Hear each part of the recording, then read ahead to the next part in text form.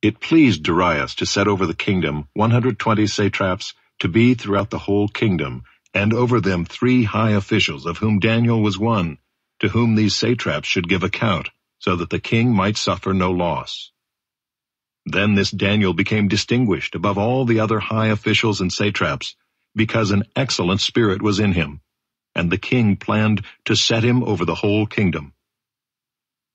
Then the high officials and the satraps sought to find a ground for complaint against Daniel with regard to the kingdom, but they could find no ground for complaint or any fault, because he was faithful, and no error or fault was found in him. Then these men said, "We shall not find any ground for complaint against this Daniel unless we find it in connection with the law of his God." Then these high officials and satraps came by agreement to the king and said to him, "O King Darius, live forever." All the high officials of the kingdom, the prefects and the satraps, the counselors and the governors, are agreed that the king should establish an ordinance and enforce an injunction, that whoever makes petition to any god or man for 30 days, except to you, O king, shall be cast into the den of lions. Now, O king, establish the injunction and sign the document, so that it cannot be changed, according to the law of the Medes and the Persians, which cannot be revoked. Therefore King Darius signed the document and injunction. When Daniel knew that the document had been signed, he went to his house where he had windows in his upper chamber open toward Jerusalem. He got down on his knees 3 times a day and prayed and gave thanks before his God, as he had done previously. Then these men came by agreement and found Daniel making petition and plea before his God. Then they came near and said before the king concerning the injunction, "O king, did you not sign an injunction that anyone who makes petition to any god or man within 30 days except to you, O king, shall be cast into the den of lions?" The king answered and said, "The thing stands fast according to the law of the Medes and Persians, which cannot be revoked." Then they answered and said before the king, "Daniel, who is one of the exiles from Judah, pays no attention to you, O king, or the injunction you have signed, but makes his petition 3 times a day." Then the king, when he heard these words, was much distressed, and set his mind to deliver Daniel, and he labored till the sun went down to rescue him. Then these men came by agreement to the king and said to the king, "Know, O king, that it is a law of the Medes and Persians that no injunction or ordinance that the king establishes can be changed." Then the king commanded, and Daniel was brought and cast into the den of lions. The king declared to Daniel, "May your God, whom you serve continually, deliver you." And a stone was brought and laid on the mouth of the den, and the king sealed it with his own signet and with the signet of his lords, that nothing might be changed concerning Daniel. Then the king went to his palace and spent the night fasting. No diversions were brought to him, and sleep fled from him. Then at break of day the king arose and went in haste to the den of lions. As he came near to the den where Daniel was, he cried out in a tone of anguish. The king declared to Daniel, "O Daniel, servant of the living God, has your God, whom you serve continually, been able to deliver you from the lions?" Then Daniel said to the king, "O king, live forever. My God sent his angel and shut the lions' mouths, and they have not harmed me, because I was found blameless before him, and also before you, O king, I have done no harm." Then the king was exceedingly glad and commanded that Daniel be taken up out of the den. So Daniel was taken up out of the den, and no kind of harm was found on him, because he had trusted in his God. And the king commanded, and those men who had maliciously accused Daniel were brought and cast into the den of lions, they, their children, and their wives. And before they reached the bottom of the den, the lions overpowered them and broke all their bones in pieces. Then King Darius wrote to all the peoples, nations, and languages that dwell in all the earth, "Peace be multiplied to you. I make a decree that in all my royal dominion people are to tremble and fear before the God of Daniel, for he is the living God, enduring forever. His kingdom shall never be destroyed, and his dominion shall be to the end. He delivers and rescues. He works signs and wonders in heaven and on earth. He who has saved Daniel from the power of the lions. So this Daniel prospered during the reign of Darius and the reign of Cyrus the Persian. In the first year of Belshazzar, king of Babylon, Daniel saw a dream and visions of his head as he lay in his bed. Then he wrote down the dream and told the sum of the matter. Daniel declared, I saw in my vision by night, and behold, the 4 winds of heaven were stirring up the great sea, and 4 great beasts came up out of the sea, different from one another. The first was like a lion and had eagle's wings. Then as I looked, its wings were plucked off, and it was lifted up from the ground and made to stand on 2 feet like a man, and the mind of a man was given to it. And behold, another beast, a second one, like a bear. It was raised up on one side. It had 3 ribs in its mouth between its teeth, and it was told, Arise, devour much flesh. After this I looked, and behold, another, like a leopard, with 4 wings of a bird on its back. And the beast had 4 heads, and dominion was given to it. After this I saw in the night visions, and behold, a 4th beast, terrifying and dreadful and exceedingly strong. It had great iron teeth. It devoured and broke in pieces and stamped what was left with its feet. It was different from all the beasts that were before it, and it had 10 horns. I considered the horns, and behold, there came up among them another horn, a little one, before which 3 of the first horns were plucked up by the roots. And behold, in this horn were eyes like the eyes of a man, and a mouth speaking great things. As I looked, thrones were placed, and the Ancient of Days took his seat. His clothing was white as snow, and the hair of his head like pure wool. His throne was fiery flames, its wheels were burning fire. A stream of fire issued and came out from before him. 1,000,000 served him, and 10,000 times 10,000 stood before him. The court sat in judgment, and the books were opened. I looked then because of the sound of the great words that the horn was speaking. And as I looked, the beast was killed, and its body destroyed and given over to be burned with fire. As for the rest of the beasts, their dominion was taken away, but their lives were prolonged for a season and a time. I saw in the night visions, and behold, with the clouds of heaven there came one like a son of man, and he came to the Ancient of Days and was presented before him. And to him was given dominion and glory and a kingdom, that all peoples, nations, and languages should serve him. His dominion is an everlasting dominion which shall not pass away, and his kingdom one that shall not be destroyed.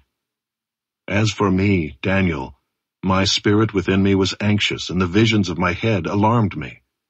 I approached one of those who stood there, and asked him the truth concerning all this. So he told me and made known to me the interpretation of the things. These 4 great beasts are 4 kings who shall arise out of the earth. But the saints of the Most High shall receive the kingdom and possess the kingdom forever, forever and ever. Then I desired to know the truth about the 4th beast, which was different from all the rest, exceedingly terrifying, with its teeth of iron and claws of bronze, and which devoured and broke in pieces and stamped what was left with its feet, and about the 10 horns that were on its head, and the other horn that came up, and before which 3 of them fell, the horn that had eyes and a mouth that spoke great things, and that seemed greater than its companions. As I looked, this horn made war with the saints, and prevailed over them, until the Ancient of Days came, and judgment was given for the saints of the Most High, and the time came when the saints possessed the kingdom. Thus he said, As for the 4th beast, there shall be a 4th kingdom on earth, which shall be different from all the kingdoms, and it shall devour the whole earth, and trample it down, and break it to pieces. As for the 10 horns, out of this kingdom 10 kings shall arise, and another shall arise after them. He shall be different from the former ones, and shall put down 3 kings. He shall speak words against the Most High, and shall wear out the saints of the Most High, and shall think to change the times and the law. and they shall be given into his hand for a time, times, and half a time. But the court shall sit in judgment, and his dominion shall be taken away, to be consumed and destroyed to the end. And the kingdom and the dominion and the greatness of the kingdoms under the whole heaven shall be given to the people of the saints of the Most High. His kingdom shall be an everlasting kingdom, and all dominions shall serve and obey him. Here is the end of the matter. As for me, Daniel, my thoughts greatly alarmed me, and my color changed, but I kept the matter in my heart. A Song of Ascents. Remember, O Lord, in David's favor, all the hardships he endured, how he swore to the Lord and vowed to the Mighty One of Jacob, I will not enter my house or get into my bed. I will not give sleep to my eyes or slumber to my eyelids, until I find a place for the Lord, a dwelling place for the Mighty One of Jacob. Behold, we heard of it in Ephrathah. We found it in the fields of Jair. Let us go to his dwelling place. Let us worship at his footstool. Arise, O Lord, and go to your resting place, you and the ark of your might. Let your priests be clothed with righteousness, and let your saints shout for joy. For the sake of your servant David, do not turn away the face of your anointed one. The Lord swore to David a sure oath, from which he will not turn back. One of the sons of your body I will set on your throne. If your sons keep my covenant and my testimonies that I shall teach them, their sons also forever shall sit on your throne. For the Lord has chosen Zion, he has desired it for his dwelling place. This is my resting place forever. Here I will dwell, for I have desired it. I will abundantly bless her provisions. I will satisfy her poor with bread. Her priests I will clothe with salvation, and her saints will shout for joy. There I will make a horn to sprout for David.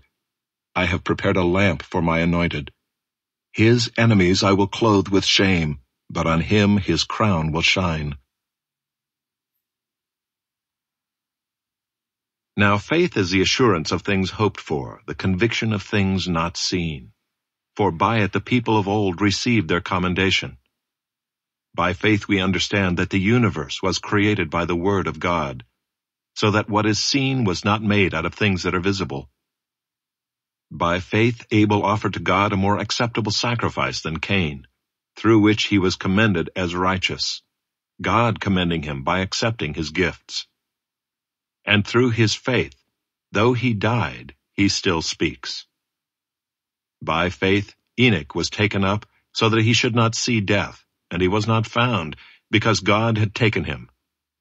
Now before he was taken, he was commended as having pleased God. And without faith it is impossible to please him, for whoever would draw near to God must believe that he exists, and that he rewards those who seek him. By faith Noah, being warned by God concerning events as yet unseen, in reverent fear constructed an ark for the saving of his household. By this he condemned the world, and became an heir of the righteousness that comes by faith. By faith Abraham obeyed when he was called to go out to a place that he was to receive as an inheritance. And he went out, not knowing where he was going. By faith he went to live in the land of promise, as in a foreign land, living in tents with Isaac and Jacob, heirs with him of the same promise. For he was looking forward to the city that has foundations, whose designer and builder is God. By faith Sarah herself received power to conceive, even when she was past the age, since she considered him faithful who had promised. Therefore from one man, and him as good as dead, were born descendants as many as the stars of heaven, and as many as the innumerable grains of sand by the seashore. These all died in faith, not having received the things promised, but having seen them and greeted them from afar, and having acknowledged that they were strangers and exiles on the earth. For people who speak thus make it clear that they are seeking a homeland. If they had been thinking of that land from which they had gone out, they would have had opportunity to return. But as it is, they desire a better country, that is, a heavenly one. Therefore God is not ashamed to be called their God, for he has prepared for them a city.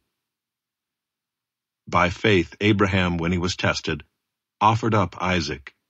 And he who had received the promises was in the act of offering up his only son, of whom it was said, "Through Isaac shall your offspring be named."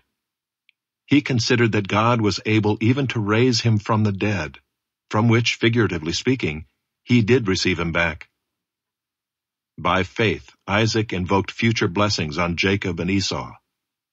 By faith Jacob, when dying, blessed each of the sons of Joseph, bowing in worship over the head of his staff. By faith Joseph, at the end of his life, made mention of the exodus of the Israelites and gave directions concerning his bones.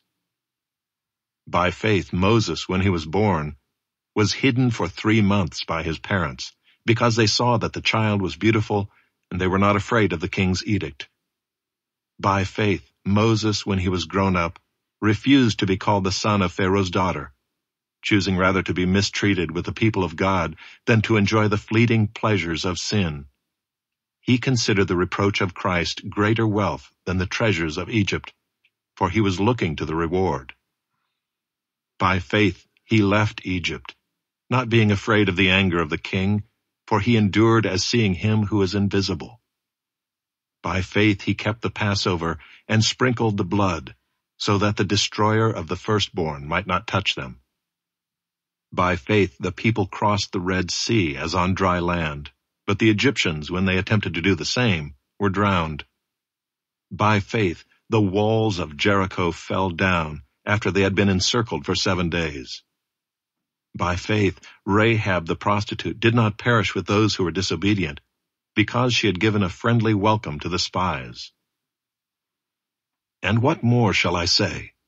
For time would fail me to tell of Gideon, Barak, Samson, Jephthah, of David and Samuel and the prophets, who through faith conquered kingdoms, enforced justice, obtained promises, stopped the mouths of lions, quenched the power of fire, escaped the edge of the sword, were made strong out of weakness, became mighty in war, put foreign armies to flight. Women received back their dead by resurrection. Some were tortured, refusing to accept release, so that they might rise again to a better life. Others suffered mocking and flogging, and even chains and imprisonment. They were stoned, they were sawn in two, they were killed with the sword. They went about in skins of sheep and goats, destitute, afflicted, mistreated, of whom the world was not worthy, wandering about in deserts and mountains, and in dens and caves of the earth. And all these, though commended through their faith, did not receive what was promised, since God had provided something better for us, that apart from us they should not be made perfect.